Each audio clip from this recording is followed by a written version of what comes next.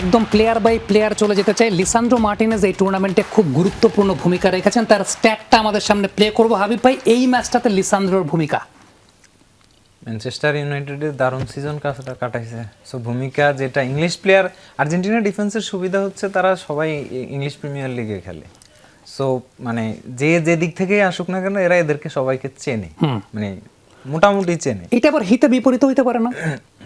হিতে বিপরীত হচ্ছে এদের উইকনেস আবার ইংল্যান্ড প্লেয়াররা চেনে। কিন্তু এখানে হচ্ছে মেন্টালিটির ব্যাপার। লিসান্দ্রো মার্টিনেজ হচ্ছে ধরেন মেন্টাল মনস্টারের মধ্যে, মানে হার মাইনেও হার না মানা প্লেয়ারদের মধ্যে একজন, ডিফেন্ডারদের মধ্যে। আসলে সে হচ্ছে বলের সামনে লাইফ দিয়ে দিবে, বডি দিয়ে দিবে, কিক নিয়ে নিবে, জীবন দিয়ে দিবে, ব্লক ওইভাবেই দিবে। ওই যে লাস্ট ম্যাচে একটা ছিল মনে হয় ওই যে ইয়ার সাথে, তো এইরকম কিছু সিচুয়েশন আসবে যেগুলোতে সেভিয়র হয়ে উঠবে। এমিলিয়ানো মার্টিনেজও এমন কিছু সিচুয়েশন 1-on-1 এরকম জায়গায় কিছু একটা করে ফেলতে পারে। সো আসলে আজকে আর্জেন্টিনারা তাদের ম্যাচ অফ লাইফ খেলতে চাইবে। ওকে, রোমেরোর জায়গাটায় যে কুতি রোমেরো কিন্তু একটা গোলও দিয়েছেন মেসির কর্নার সিচুয়েশন থেকে। লিসান্দ্রো দিয়েছেন। সো রোমেরোর ভূমিকাটা কেমন হবে? রোমেরোর ইন্টারেস্টিং ফ্যাক্টর হলো গট নো কার্ড। এবার ওয়ার্ল্ড কাপে ক্রিস্টিয়ান রোমেরো কার্ড খায়নি।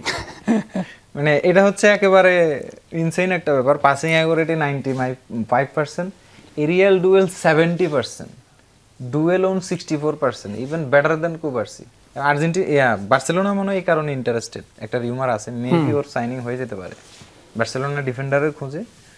সো মানে সিচুয়েশন ওয়াইজ মানে ওই হচ্ছে আজকের ম্যাচ ডিসাইডিং ফ্যাক্টর হয়ে যেতে পারে। কারণ হ্যারি কেইন পাহারা দেওয়ার যে মূল কাজ, কারণ হ্যারি কেইন তো striker, aerial threat. So Harry কেইনের এরিয়াল থ্রেটটা ও নিউট্রাল করতে পারতেছে।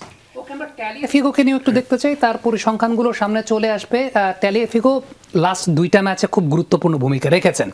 এই ম্যাচে তার রোলটা আসলে কি থাকবে? ট্যালিয়াফিগো ফর্মে থাকলে আর্জেন্টিনা ভালো খেলে, আর কোনো ভূমিকা নাই। মানে ও যদি ফর্মে থাকে, ওর ডিফেন্ডিংটা জোনাল, কখনো মানে স্ট্রাইকারদের পিছন পিছন ভাগে না, আস্তে আস্তে আস্তে আস্তে সাইড লাইনে আটকায় যায়। এরপরে হয় আউট হয়ে যাবে, নইলে বল উইন করবে, মানে অপশন থাকে দুইটা। সো তার মানে ওভারঅল চিন্তা করলে আসলে সে হয়তো গোল স্কোরিং থ্রেট না, বাট ডিফেন্সিভ নিউট্রালাইজেশনের ক্ষেত্রে মানে বাকি ইয়াদের মানে অ্যাটাক সিরিয়াস হওয়ার আগে যেই প্লেয়ার রিকগনাইজ করতে পারে সে হলো ট্যাগলিয়াফিগো। ওকে, এবার একটু ইংল্যান্ডের ডিফেন্স নিয়ে কথা বলতে। রিস জেমস চেলসির মানে একদম নিউক্লিয়াস বলতে পারি আমরা তাকে। তিনি আজকে কাম ব্যাক করছেন। খুব বেশি ম্যাচ টাইম নাই, বাট ইম্প্যাক্টটা কেমন হতে পারে? আনফর্চুনেটলি ম্যাচ টাইম নাই, মানে মাত্র 229 মিনিট তিনি খেলেছেন, ইনজুরির কারণে বেশ কিছু ম্যাচ খেলতে পারেননি। তবে যে দেখেন তার কিন্তু ক্রসের সংখ্যা অলরেডি 7টা, মাত্র 229 মিনিটেই 7টা ক্রস, মানে it's quite good for a right back. এবং তিনি শুধুমাত্র যে রাইট ব্যাক হিসেবে খেলেন ব্যাপারটা এরকম না। রিস জেমসের বেস্ট অ্যাট্রিবিউট হচ্ছে তিনি সেন্ট্রাল মিডফিল্ড পজিশনেও খেলতে পারেন, যেটা গত ম্যাচে আমরা নরওয়ের এগেনস্টে দেখেছিলাম যে তিনি কিন্তু সেন্ট্রাল মিডফিল্ড পজিশনে এসেছিলেন এবং যখন উঠিয়ে দেওয়া হলো ডেক্লান রাইসকে তিনি কিন্তু সেই জায়গাটা দখল করেছেন। অর্থাৎ তার পাসিং রেঞ্জটা দারুণ, তার লং বল ডিস্ট্রিবিউশন দেওয়া দারুণ, ডায়াগোনালি বল ডিস্ট্রিবিউট করতে হলে সেই কাজটাও তিনি করতে পারেন।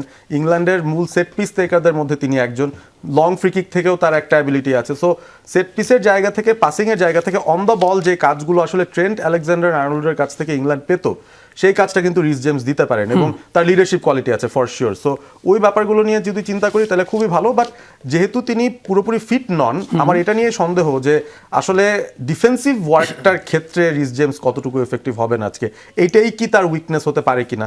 But attacking wise on the ball Reece James is one of the best right backs আমরা যদি ওয়ার্ল্ড লেভেলেই চিন্তা করি। সো এই পরিসংখ্যানই আসলে তার কথা বলে। স্টোনসকে নিয়ে একটু আলোচনা করতে চাই, তার পরিসংখ্যানটা সামনে চলে আসবে। স্টোনসের ভূমিকাটা এই ম্যাচে। জন স্টোনস এই পুরো সিজনেই খুব একটা গেম টাইম পাননি আমরা যদি চিন্তা করি, এবং স্টার্টই করেছেন তিনি দুইটা ম্যাচ, যার মধ্যে টোটাল 4 ম্যাচের মধ্যে দুটাতে স্টার্ট করেছেন। বাট তার এরিয়াল ডুয়েলস উইন করার অ্যাবিলিটি বেশ ভালো, আমরা জানি। পাসিং অ্যাকিউরেসিটা is one of his best attributes, 96%, মানে বোঝাই যাচ্ছে যে তার পাসিং অ্যাকিউরেসির জায়গাটা খুবই ভালো। আর গেম রিডিং অ্যাবিলিটি, যেটা আসলে অন্যান্য অনেক টিমের একটা করে ডিফেন্ডারের অন্তত থাকা লাগে, যে আপনার যেহেতু পেস নাই, আপনার গেম রিড করার অ্যাবিলিটি থাকতে হবে, এরিয়াল বল অ্যান্টিসিপেট করতে পারতে হবে। এবং বিল্ড আপ প্লেতে ইংল্যান্ডের যেটা তারা পেছন থেকে করতেও চাইবে, ফর এক্সাম্পল একটা অ্যাটাক বিল্ড আপ করছে বাট আর্জেন্টিনাকে ইনভাইট করে দে one two put the balls up, এখানেও কিন্তু on the ball John Stones ভালো। সো এইটা একটা মজার ব্যাপার যে ইংল্যান্ডের এই ব্যাকলাইনের মধ্যে রিস জেমস, জন স্টোনসের মতো প্লেয়াররা আছেন যারা অ্যাকচুয়ালি বিল্ড আপ প্লেতে ভালো কিছু লং বলস মিডফিল্ডকে বাইপাস করে দিতে পারবেন। সো এখানেও তার একটা রোল ওকে, ডেফিনেটলি থাকবে। গুয়েহের ব্যাপারে যদি কথা বলি, তার পরিসংখ্যানটাও সামনে চলে আসবে। তিনি মোটামুটি ম্যাক্সিমাম ম্যাচে স্টার্ট করেছেন। মার্ক গেহি সবচেয়ে বেশি মিনিটস পেয়েছেন যদি আমরা বলি ইংল্যান্ডের ডিফেন্ডারদের মধ্যে।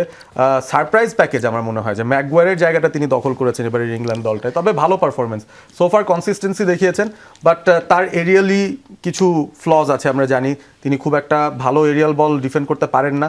তার যে অ্যাট্রিবিউটটা ইংল্যান্ডের সবচেয়ে বেশি কাজে লাগে সেটা হচ্ছে তার পেস, রিকভারি পেস। সো একবার England beyond the space, beyond there defence line যদি বল চলেও যায়, আপনি সবার আগে হয়তো দেখবেন যে মার্ক গেহি গিয়ে তিনি সুইপ আউট করার চেষ্টা করছেন, যেটা সে ফর স্পেন আপনি কুকুরেয়া বা অন্য কোনো ফুলব্যাককে করতে দেখবেন। এই কাজটা মোস্ট লাইকলি গেহির কাছ থেকে আমরা পেয়ে যাব। সো ওইটাই তার মেইন অ্যাট্রিবিউট, বাট তিনি খুব বেশি ওঠেন না এবং তার অন দ্য বল অ্যাট্রিবিউটস খুব একটা ভালো জায়গায় নাই। সো কমপ্লিমেন্টে এরকম যে John Stones is the more ball playing defender, Marc Guehi is the more hard hitting বা ওই ট্যাকলস, ক্লিয়ারেন্স এসব করার জন্য তার এই রোলটা এখানে ওকে,